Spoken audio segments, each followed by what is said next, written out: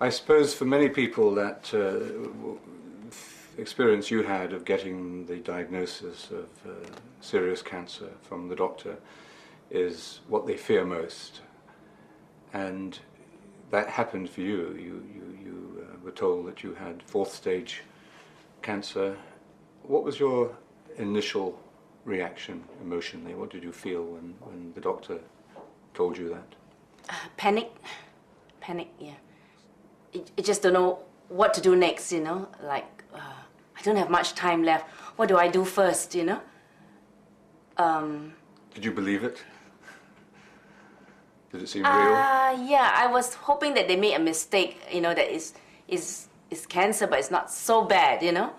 But the way the doctor looked, I realized that he was serious, you know, and he had his diagnosis correct. So, and with this panic came fear, helplessness, and yeah, you're just like frozen. You don't know what to do. Yeah, those are the initial reactions. Loss of control. You're not in control. That's right. Basic things anymore. Yes. Everything is like comes to a standstill, you know, and you don't really know whether you're going to go in 2 months or even less, you know, and just this thought of, I've got to get a lot of things done, you know. What did you want to get done? What was your first priorities? And it wasn't to, I don't know, repaint the house or...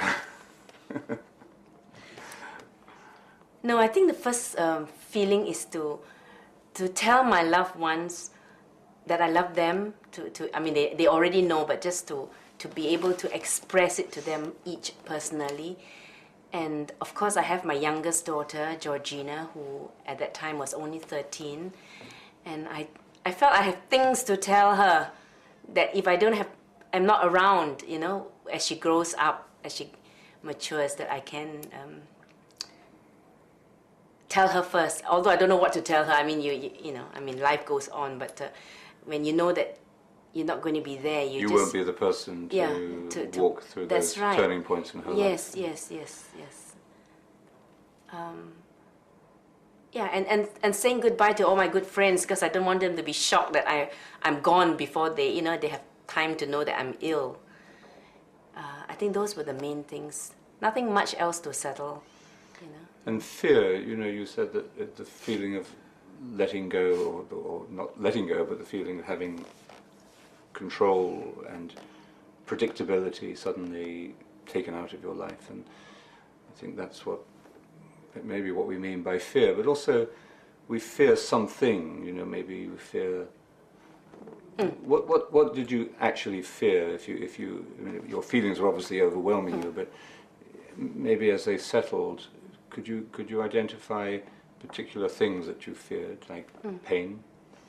No, I think my first fear was fear of death. I mean, I have always been afraid of dying. I mean, I know we all have to go someday, you know, you can't live forever, but, you know, you always hope that it will be a long time from now, you know, and probably I'll be like so old and dementia and everything that I won't be fully aware that I'm dying, you know. I'll be like fading off in a dream. But now I'm still, you know, well and vital and everything, and just the thought of going now is very scary, you know.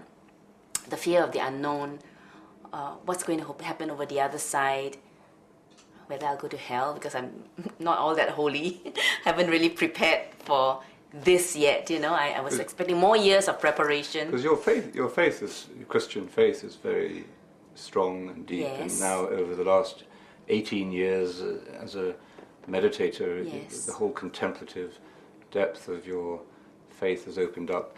But I think you told me once that when you were first, you know, as a young girl, you took on a lot of fear in your religion, to the fear of an angry God, that God was going to punish you. Yes. Did some of that feeling of fear of hell, the fear of eternal damnation, did that come up, do you think? I think that partly is the main cause of my fear of death, because it's like I have to face judgment and I'm not ready, you know, and just not knowing what's going to happen on the other side. You know, I'd rather stay in the place that I'm comfortable with, you know. And the other thing, of course, is the sadness of leaving my loved ones. You know, I would like to be with them as long as possible, and just the thought that the time with them is short is it frightens me also. Yeah. Yeah. And fear of pain, of course, because of the nature of my sickness. I don't really know how is it going to move, and I wouldn't like pain I wouldn't like the pain to come to a stage where it is unbearable, you know, and I'm scared of surgeries and all those things that's associated with hospital. What enabled you? What were the elements in your life and in your relationships that helped you deal with that overwhelming experience of fear and panic at the beginning? Well, I suppose I immediately felt the support of my friends and the world meditation community that I'm part of. You know, with email, they were all sending me such encouraging messages of hope, and that they're praying for me. And my friends at home came and really outpouring of love for me. I think all that positive thing made me feel that I think I can do it, you know, whatever I have to go through, I can do it. And I had this great peace that came over me after like a week of panic.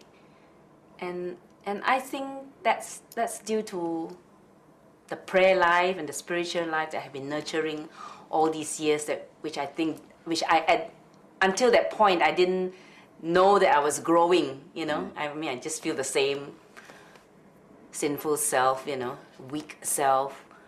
So I can't imagine where that strength is coming from. So it must have just, I don't know, just came at the right time, you know, when you tap into it.